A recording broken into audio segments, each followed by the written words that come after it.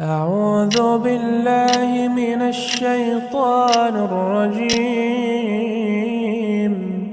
بسم الله الرحمن الرحيم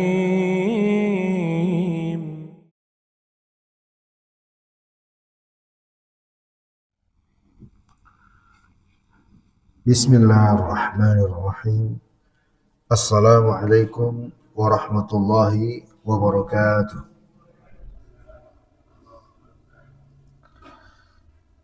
Innal hamdalillah nahmaduhu wa nasta'inuhu wa nastaghfiruh wa na'udzu billahi min shururi anfusina wa sayyiati a'malina. May yahdihillahu fala mudilla lahu wa may yudlilhu fala hadiya lahu. أشهد أن لا إله إلا الله وحده لا شريك له وأشهد أن محمدا عبده ورسوله.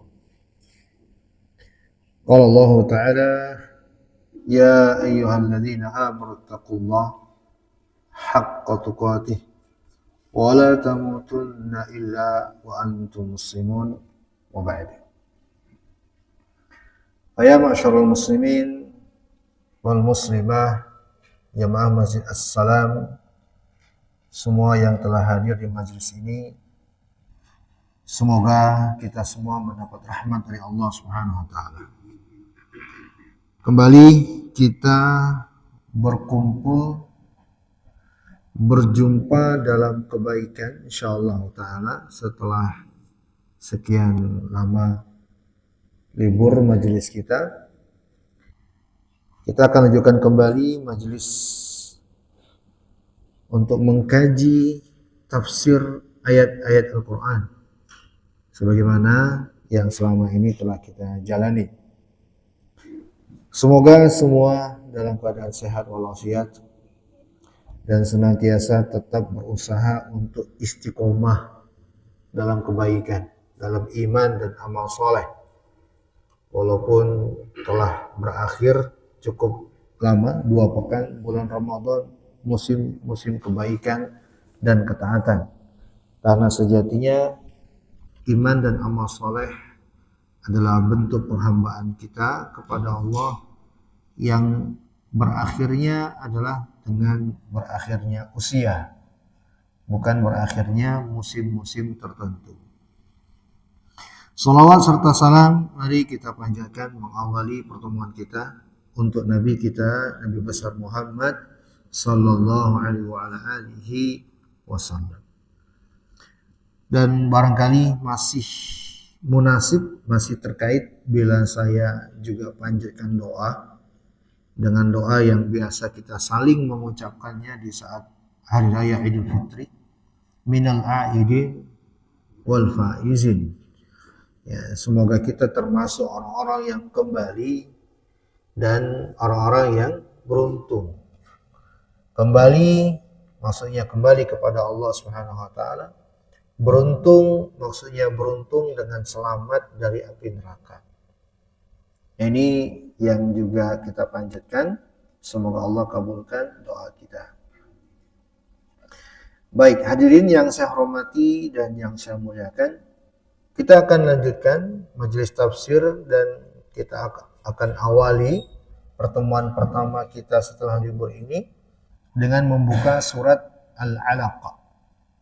Surat Al-Alaq, surat ke-96 dari urutan surat Al-Quran ya, yang diawali dengan surah Al-Fatihah, Al-Baqarah dan seterusnya sampai surat ke-96. Inilah surat Al-Alaq. Al-Alaq itu sendiri artinya adalah segumpal darah. Hadirin yang saya hormati dan yang saya muliakan, kita baca beberapa ayat terlebih dahulu ya, karena surah Al-Alaq ini terdiri dari 19 ayat. Kita akan membacakan penjelasan para ahli tafsir dengan bertahap ya, beberapa ayat kemudian dilanjutkan ayat-ayat setelahnya, tidak secara keseluruhan. Karena 19 ayat itu cukup banyak, jadi kita akan membahas secara bertahap. A'udzu billahi minasyaitonir rajim. Bismillahirrahmanirrahim. Iqra bismi rabbikal ladzi khalaq. Khalaqal insana min 'alaq. Iqra wa rabbukal akram. Alladzi 'allama bil qalam. 'Allamal insana ma lam ya'lam. Allah Subhanahu wa taala berfirman, bacalah dengan menyebut nama Rabbmu yang Maha menciptakan. Dialah yang telah menciptakan manusia dengan segumpal darah. Bacalah dengan Rabbmu lah yang paling pemurah, yang telah mengajarkan manusia dengan perantara kalam, dan dia pula yang telah mengajarkan kepada manusia apa-apa yang tidak diketahuinya. Surah Al-Alaq ayat 1 sampai ayat ke-5. Ini mungkin yang akan kita bahas pertemuan pertama kali ini untuk surat Al-Alaq. Bapak Ibu yang saya hormati dan yang saya muliakan, dan kembali saya mengajak agar kita betul-betul berusaha mengambil pelajaran, ya, mengambil faidah dari penjelasan terhadap ayat-ayat Al-Quran yang barangkali ada di antara kita sering membacanya.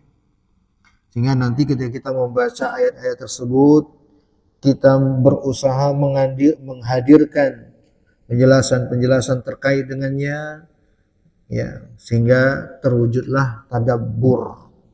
Itulah yang dengan tadabbur Al-Quran. Ini membaca Al-Quran dengan berusaha memahami maksud, makna, pelajaran yang terkandung dari ayat yang kita baca. Itu namanya tadabbur. Dan ini adalah salah satu bentuk peribadahan yang sangat agung sekali, membaca Al-Quran dengan tadabbur. Ya. Dengan cara inilah Bapak Ibu, ya, akan terbuka pintu hidayah. Ya. Hidayah yang sangat kita butuhkan, petunjuk dan bimbingan dari Allah. Baca Al-Quran dengan tadabbur. Ya. Maka perlu sekali bagi kita untuk mengetahui apa pelajaran, apa faidah dari ayat-ayat yang kita baca. Ya. Tidak hanya mengandalkan yang penting baca Quran, enggak. Karena kalau yang penting baca Quran, kalau ini patokan kita, maka telah terdapat orang-orang yang tidak beragama Islam bisa baca Quran. Ya. Bahkan orang-orang yang ingin merusak umat Islam, itu mereka mempelajari Al-Quran. Ya. Tapi tidak memahami, tidak mengetahui, mendalami maknanya. Mereka baca Quran. Ya, jadi bukan hanya sekedar membaca Al-Quran, tapi berusaha mengetahui apa kandungan dari ayat-ayat tersebut. Sehingga mudah-mudahan bacaan Al-Quran kita lebih bermakna. Kalaupun seandainya kita nggak membaca, tapi kita mengetahui maksud-maksud dari ayat-ayat Al-Quran, itu jauh lebih baik. Ya, jauh lebih baik daripada mereka yang membaca tapi tidak tahu kandungan ayat. Ya. Karena Bapak Ibu yang saya hormati, inilah tujuan diturunkannya Al-Quran. Ya. Afala yatadabbaruna al-Quran. Tidakkah mereka mentadabburi Al-Quran? Ayat yang pertama, Allah Subhanahu wa taala berfirman, Iqra bismi rabbikal ladzi khalaq.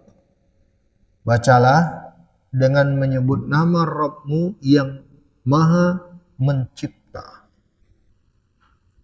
Bapak Ibu yang saya muliakan, surah Al-Alaq ini sebenarnya adalah surat Makkiyah. Surat yang turun ketika Nabi SAW berada di kota Mekah. Secara umum, surat-surat Makkiyah itu adalah surat-surat yang menjelaskan tentang syariat. Ya. Rata-rata surat Makkiyah itu mengandung penjelasan tentang hikmah, syariat, bukan ayat-ayat yang mengandung perintah untuk berperang. Kalau ayat-ayat yang mengandung perintah untuk berperang itu rata-rata di surat Madaniyah ketika Nabi sudah berada di kota Madinah. Baik. Kemudian Allah firman pada ayat kedua, yang telah menciptakan manusia dengan segumpal darah. Terus sampai ayat yang ketiga. Saya bacakan dulu di sini, Bapak Ibu yang saya muliakan, penjelasan dari Imam Ibnu Katsir. Imam Ibnu Katsir dalam tafsirnya tentang sebab turunnya ayat-ayat pertama di surah Al-Alaq ini. Imam Ibnu Katsir rahimahullahu taala membawakan riwayat yang dibawakan oleh Imam Ahmad dari Aisyah, istri Nabi sallallahu alaihi wasallam, radhiyallahu anha. Aisyah berkata, wahyu yang pertama kali diturunkan kepada Nabi kita, Nabi besar Muhammad sallallahu alaihi wasallam, itu adalah melalui mimpi yang benar. Ya. Di mana beliau tidaklah bermimpi melainkan dengan datangnya sesuatu seperti falak di waktu subuh. Ya, falakus subuh itu cahaya yang menyingsing yang mulai yang dikit demi dikit, ya, yang dikit kemudian semakin besar cahaya semakin meluas. Ya. Setelah itu, ya, kata Aisyah, sejak mendapatkan mimpi-mimpi seperti itu, ada cahaya nih, ya. Kata Aisyah, sejak saat itu beliau lebih suka menyendiri. Ya, jadi ini awal kali Nabi mendapatkan wahyu. Jadi beliau pertama kali mimpi dulu nih, mimpi mendapatkan cahaya yang menderang. Ya. Lalu beliau suka menyendiri, mengasingkan diri. Di antara tempat yang sering beliau datangi adalah Gua Hira. Ya, Gua Hira ini, Bapak Ibu yang saya muliakan, di dalam tafsir Syekh Ibnu Utsaimin rahimahullahu taala, beliau terbawakan riwayat penjelasan bahwa dulu, kalau sekarang udah beda ya. Dulu keadaannya Gua Hira itu adalah tempat di atas gunung, bukit, namanya Bukit Hira namanya sebenarnya. Dia ada gua di atas bukit tersebut, dan Bukit Hira ini tidaklah ada yang bisa naik ke atasnya kecuali orang-orang yang syiddah, yang kuat, memang fisiknya kuat, dan itu pun penuh perjuangan. Dulu. Ya, jangan samakan dengan sekarang ya. Kalau sekarang kan banyak tangganya tuh. Dibuat memang dibikinin tangga. Kalau dulu enggak, itu Bukit Hira itu bukit yang cadas, terjal.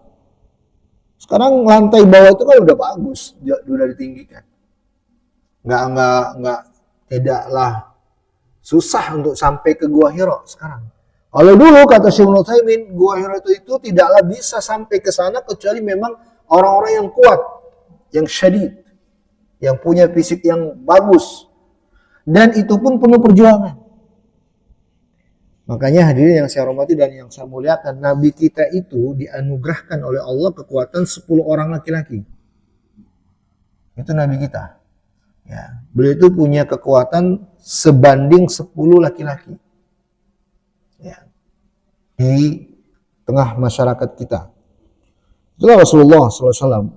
Makanya beberapa riwayat diterangkan beliau itu menyembelih kurbannya sebanyak 100 ekor onta, 60-nya dengan tangan sendiri. Saking menunjukkan kuatnya beliau. 60 ekor onta. Onta itu bukan hewan sembarangan. Satu ekor aja nggak bisa sendirian, harus dengan dibantu orang lain. Onta loh.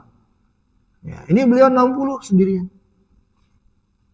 Maka beliau sering ke Gua Hira sejak dapat mimpi itu. Di sanalah beliau menyendiri, ya, banyak merenung, dan disebut dalam riwayat kata Aisyah, beliau kadang membawa bekal untuk pergi ke Gua Hira. Ya. Kemudian hadirin yang saya hormati dan yang saya muliakan, kata Aisyah radhiyallahu taala anha, setelah itu, ini setelah beberapa lama beliau bolak-balik ke Gua Hira, ya, beliau datang ke istri pertama beliau yang bernama siapa? Khadijah, ya, yang senantiasa menyiapkan bekal untuk beliau pergi ke Gua Hira.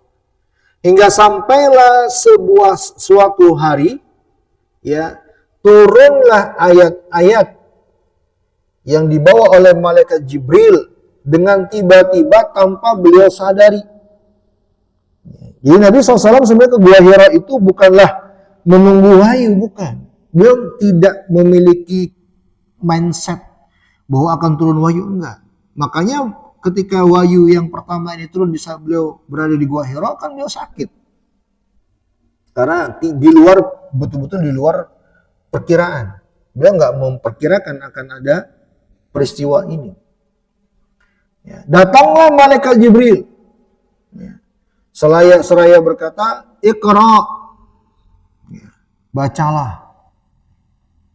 Sambil mendekap atau memeluk Rasulullah SAW dengan kuat. Berulang-ulang malaikat Jibril mengatakan Iqra. Nabi kita, Nabi besar Muhammad SAW menjawab, walastu biqari'in. Aku ini bukanlah orang yang pandai membaca. Kata Nabi kita, aku ini bukanlah orang yang pandai membaca. Lalu kata Nabi SAW, Jibril memeluk dan mendekapku, ya, sampai aku merasa kesulitan untuk bernafas. Didekap oleh malaikat Jibril dengan begitu kuatnya. Ya, selanjutnya malaikat Jibril sambil mengatakan Iqra, dan setiap beliau menyuruhku dengan kalimat Iqra itu, begitu juga dengan jawabanku sama walastu biqari'in. Aku nggak bisa membaca. Aku ini bukan orang yang bisa membaca. Sampai akhirnya, ya, dekapan malaikat Jibril kurasakan semakin membuat aku kepayahan dalam bernapas. Maka malaikat Jibril pun akhirnya melepaskanku dan terus mengatakan Iqra. Dan aku pun menjawab, wa ma kuntu biqari'in. Aku bukanlah orang yang bisa membaca. Barulah setelah itu malaikat Jibril setelah melepaskanku dari pelukan dan dekapannya membacakan ayat-ayat yang pertama di surah Al-Alaq tadi, Iqra bismi rabbikal ladzi khalaq. Bacalah dengan nama Rabbmu yang menciptakan, sampai pada ayat malam ya'lam, ayat yang kelima tadi, ya, yang mengajarkan manusia apa yang tidak diketahuinya. Ya. Maka beliau pun pulang, Nabi kita pulang dengan keadaan sekujur tubuh dalam keadaan menggigil, panas tinggi. Ya. Menemui Khadijah, istri tercinta beliau. Itulah akhirnya Allah abadikan ucapan beliau kepada Khadijah, zammiluni, zammiluni. Selimutilah aku, selimutilah aku. Ya. Maka keluarga beliau pun akhirnya menyelimuti beliau sampai akhirnya tenang keadaan beliau. Ya, kemudian beliau bersabda, apa yang telah terjadi kepadaku? Kemudian diceritakan, disampaikan kepada beliau peristiwa yang dialaminya, seraya berkata, aku khawatir sesuatu akan menimpa diriku. Maka Khadijah pun berkata kepada beliau, tidak, bergembiralah. Demi Allah, Allah tidak akan pernah menghinakanmu Sesungguhnya engkau adalah orang yang paling suka menyambung tali silaturahim, berkata jujur, menanggung beban, menghormati tamu, dan membantu menegakkan piral-piral kebenaran.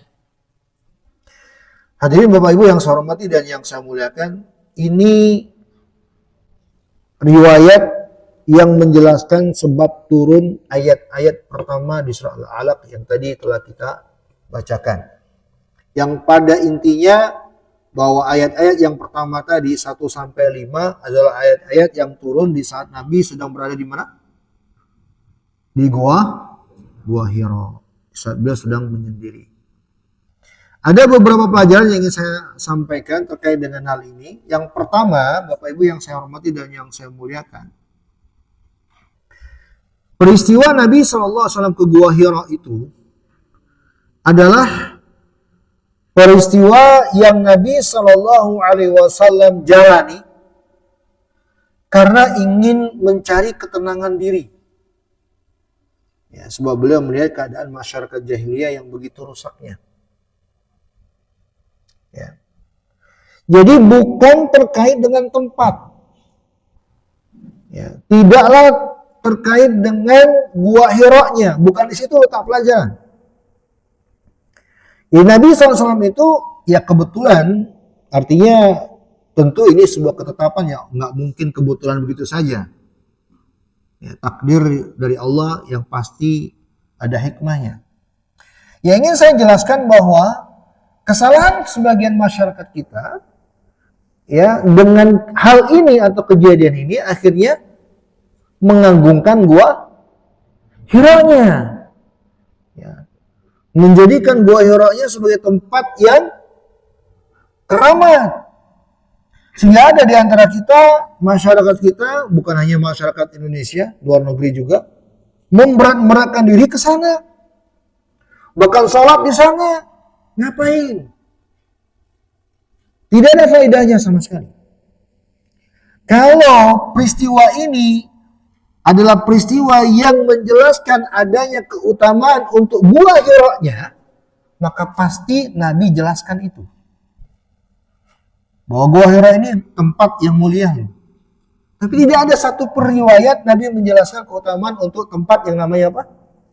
Gua Hira. Ini yang pertama. Yang kedua, para sahabat satu pun dari sekian ribu banyak orang itu, ya, pertama kali Khadijah nih, yang mendengar Nabi ke Gua Hira dan tahu Nabi ke Gua Hira.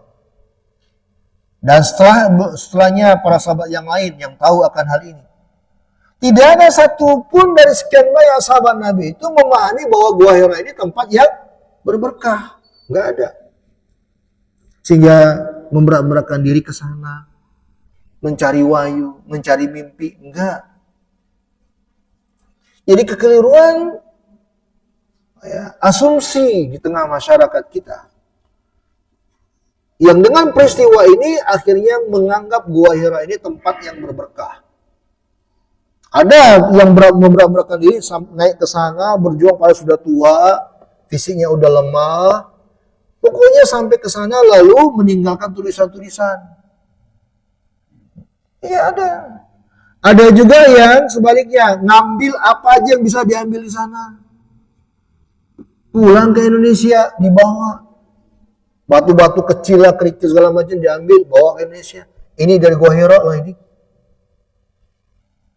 Tidak ada faedahnya sama sekali. Bahkan ini bisa mengantarkan kepada perbuatan kesyirikan. Dari sisi apa? Meyakini sesuatu yang mengandung keberkahan, padahal Allah tidak pernah menjelaskan ada keberkahan padanya. Nah, ini kesyirikannya di situ. Kita menetapkan sesuatu itu berberkah, tidak boleh berdasarkan selera kita masing-masing, tidak boleh. Karena berkah itu sendiri artinya adalah khairun ilahi, kebaikan dari Allah.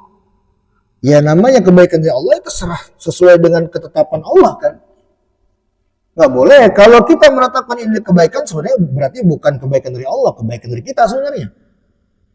Kalau kita katakan ini kebaikan dari Allah, maka ya kita ikuti apa yang Allah tetapkan yang padanya ada kebaikan. Nah, sesuatu yang ada berkah itu ada beberapa penjelasan. Di antaranya adalah bila tempat-tempat atau waktu-waktu yang berberkah itu memang ada dalilnya. Atau amalan-amalan soleh yang memang sesuai tuntunan syariat. Ya, amalan-amalan soleh, amalan-amalan kebajikan yang sesuai dengan aturan agama kita, itu pasti ada berkahnya. Kalau tidak ada keterangannya sama sekali, maka tidak boleh kita mengatakan ada berkahnya. Nggak boleh, sebab berkah itulah kebaikan dari Allah. Itu namanya berkah.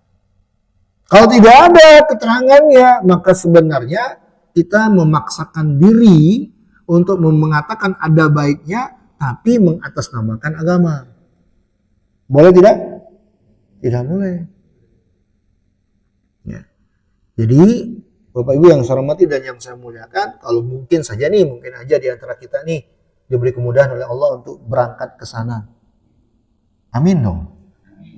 Yang sudah mudah-mudahan bisa berangkat lagi. Yang belum mudah-mudahan apa nih? Berangkat. Ya.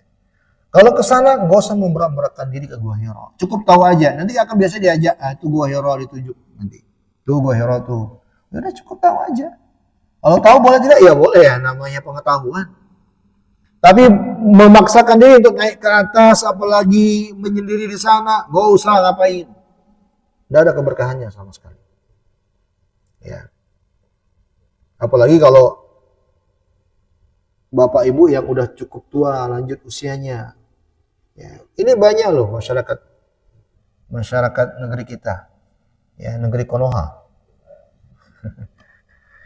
Baik, ini pelajaran pertama terkait dengan Gua Hira. Yang kedua, Bapak Ibu yang saya hormati dan yang saya muliakan, peristiwa ini adalah peristiwa yang terjadi di awal kali Nabi kita sebelum menjadi Nabi dan Rasul. Diawali dengan ayat yang berbunyi Iqra, yang berarti bacalah. Maka ini adalah pintu untuk menuju sebuah kemuliaan yang bahkan kemuliaannya tak terbatas. Dengan Iqra, beliau menjadi Nabi, Rasul, kemuliaan yang sungguh sangat luar biasa. Artinya apa? Bapak Ibu yang saya hormati dan yang saya muliakan. Ini menjelaskan tentang keutamaan dan bahkan keharusan bagi kita untuk membekali diri dengan ilmu dalam beragama. Kalau kita ingin mendapatkan kemuliaan dari Allah Subhanahu wa taala, bukalah atau carilah kemuliaan itu dengan ilmu. Dengan ilmu. Karena Iqra yang berarti bacalah, ya, ini adalah penjelasan tentang sebuah aktivitas yang bernama membaca atau yang disebut dengan membaca, yang merupakan jendela untuk membuka pintu wawasan ilmu pengetahuan yang begitu luasnya. Membaca. Dengan membaca Nabi menjadi Nabi dan Rasul. Padahal kan Nabi nggak bisa membaca. Nanti akan ditegaskan loh. Allah Maha tahu. Allah tahu Nabi itu ummi. Apa arti ummi? Yang nggak bisa baca, nggak bisa tulis. Allah tahu, bukan Allah nggak tahu. Malaikat Jibril juga tahu. Tapi ditekankan baca. Karena memang untuk mendapatkan kemuliaan itu mesti melewati pintu belajar. Pintu belajar. Dan pada akhirnya kan didetekkan itu oleh malaikat Jibril. Lalu Nabi mengikuti. Nabi nggak membaca. Tapi proses belajar tetap ada. Dengan apa? Mengikuti. Didiktekan oleh malaikat Jibril, diikuti oleh Nabi. Ya. Jadi Bapak Ibu yang saya hormati dan yang saya muliakan, agama Islam ini adalah agama ilmiah. Agama yang syarat dengan ilmu. Ya. Yang harus benar-benar terwujud berdasarkan ilmu.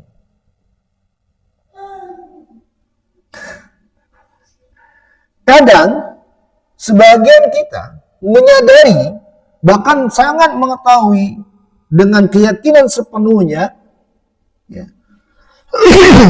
untuk mendapatkan jenjang kedudukan yang tinggi di dunia pendidikan, di tengah masyarakat, itu mesti dengan berilmu. Betul nggak? Betul tidak? Betul. Kalau mau menjadi, kalau bahasa masyarakat kita bahkan mengatakan begini, kalau mau jadi orang ya berilmu, belajar.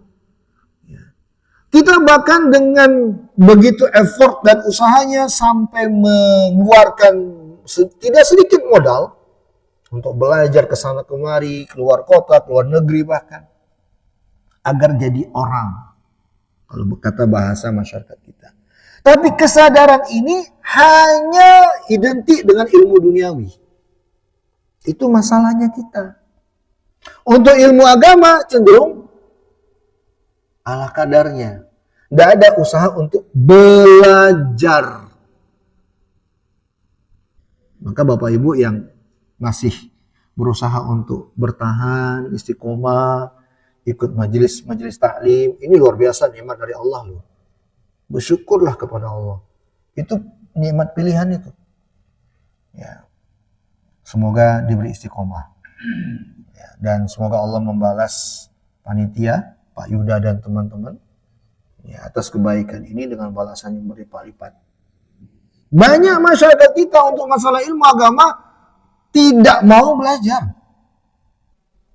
Tapi lalu bagaimana beragamanya? Kalau tidak beragama ini dengan proses belajar, yang terjadi adalah beragama nggak lepas dari dua. Yang pertama, ikut-ikutan orang. Yang kedua apa? Beragama karena sesuai selera. Mana yang enak, itu yang saya jalani. Dan dua hal ini adalah kerusakan. Nggak boleh beragama dengan dua ini, nggak boleh sama sekali. Kalau beragama dengan dua ini, maka niscaya Nabi tidak dengan ikra. Dia perintah. Ya, tapi Nabi disuruh ikra. Karena beragama ini, hadirin yang saya hormati dan yang saya muliakan, harus dengan belajar. Islam itu bukan agama keturunan. Islam ini adalah agama yang mesti dipelajari, didalami, dipahami, diamalkan. Bukan karena orang tua saya Islam, bukan karena keluarga saya Islam, karena memang perintah dari Allah untuk saya pelajari, untuk saya pahami, untuk saya amalkan. Iqra. Ya. Karena kan Bapak Ibu, saya yakin insya Allah kita semua menyaksikan betapa banyak masyarakat kita antusias dalam yang namanya belajar itu terkait dengan ilmu duniawi. Betul nggak? Ilmu duniawi itu yang antusias belajarnya. Kalau ilmu agama, mana ada? Buktinya apa? Ini majelis kita. Betul nggak? Majelis kita ini bukti bahwa kurang responnya masyarakat kita. Padahal ini majelis apa? Ilmu agama. Ya. Dan entah apa alasannya, ketika alasan itu adalah ternyata meremehkan, menyepelekan, nggak begitu peduli, itu sudah bukti. Ya, tidak memuliakan agama dengan ilmu yang mesti dipelajari. Ya, itu di antara sebab ya akhirnya betapa banyak kerusakan terjadi di luar sana. Maka Bapak Ibu yang saya hormati dan yang saya muliakan, kalau Nabi aja mengawali ya, predikat Nabi dan Rasulnya beliau dengan ikra, belajar, membaca, apalagi kita. Ya. Tidak bisa agama ini hanya dengan ikut-ikutan. Tidak bisa agama ini hanya dengan selera kita. Apa yang kita yakini terkait dengan Islam ini dalam hati, apa yang kita ucapkan terkait dengan agama ini, apa yang kita amalkan terkait dengan ibadah agama ini, mesti kita pastikan ada nggak dasarnya, ada nggak ilmunya. Semua itu bukanlah kita yakini, kita ucapkan, kita amalkan hanya karena ikut-ikutan. Bukan juga karena selera kita masing-masing, enggak. Tapi dengan sesuatu yang kita pelajari. Saya meyakini ini karena yang telah saya pelajari ini dan ini. Saya mengucapkan ini karena ini yang saya pelajari ini dan ini. Saya mengamalkan ini karena sesuatu yang telah saya pelajari. Baru beragama yang benar seperti itu konsepnya. Ya. Dan saya bersyukur loh, luar biasa. Sampai petang ini, ya, dan saya udah 2 tahun lebih di sini. Ya, Saya sangat mengapresiasi ibu-ibu jamaah salam. Khususnya ibu tuh masih mencatat, belajar. Itu betul-betul proses belajar yang nyata itu. Pak Yuda menulis, Masya Allah. Pak Zam menulis. Itu betul-betul proses belajar yang nyata. Itulah yang diperintahkan oleh agama. Betul-betul itu. Ya, bukan berarti yang tidak menulis tidak saya apresiasi. Semua juga saya apresiasi. Ya, karena yang tidak menulis barangkali kuat ingatannya. Ya, barangkali. Kadang yang menulis juga ingatannya cepat lupa. Ya, Pak Yuda ya. Beliau mengakui. Ya. Kita kembali ke permasalahan. Jadi agama ini intinya mesti dengan belajar, proses belajar. Ya, yang bentuknya macam-macam, menulis, mendengar, membaca, memahami, mengetahui, sekian banyak bentuk proses belajar. Ini namanya berislam. Ya. Itulah kalau Bapak Ibu melihat kenapa sebagian masyarakat kita banyak yang salah ibadahnya. Banyak yang keliru ibadahnya. Mereka itu nggak belajar. Tapi beragama hanya karena ikut-ikutan. Ya, akhirnya ya begitu. Apa masyarakat lakukan juga dilakukan seperti itu. Ya. Patokannya bukan dengan dasar. Maka ini semua Bapak Ibu yang saya hormati dan yang saya muliakan menjelaskan betapa urgensinya belajar dalam agama ini. Belajar dan belajar. Sampai-sampai Imam Ahmad itu ketika beliau ini Imam Ahmad loh ya, ulama besar. Yang siapa yang gak kenal beliau? Imam Ahmad Ibn Hanbal.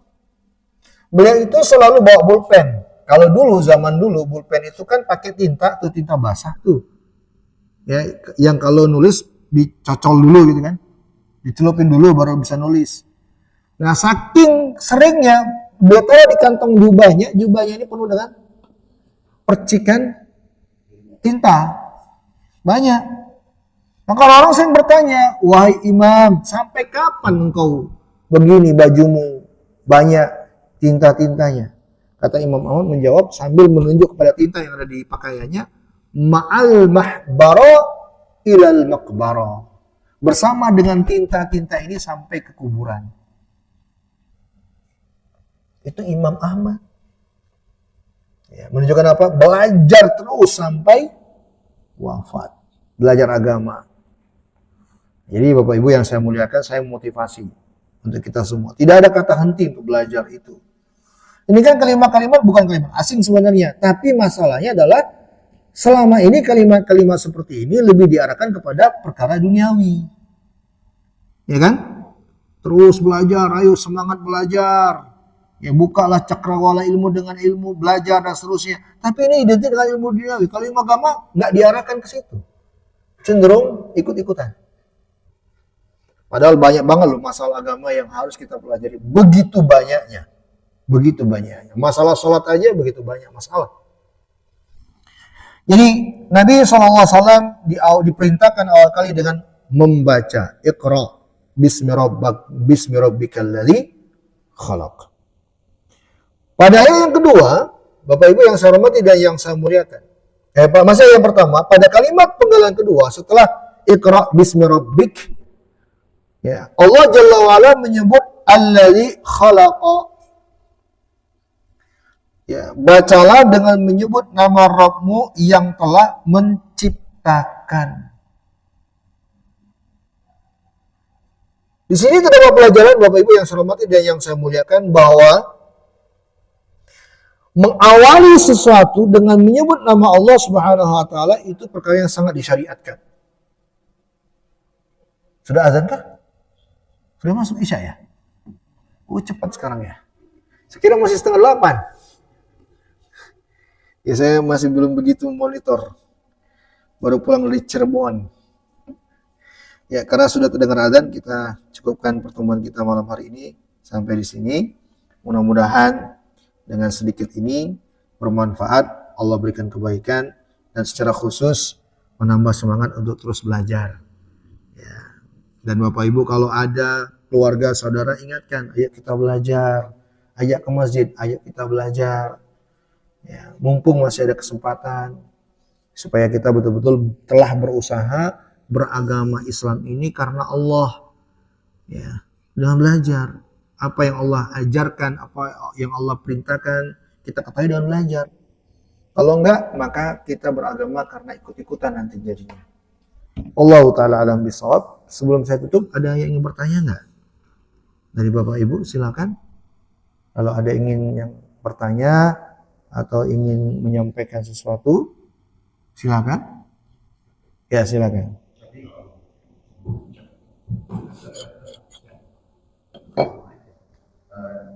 Ini sedikit ada saya tadi mendengar bahwa dalam tadi disampaikan oleh Aisyah, iya betul.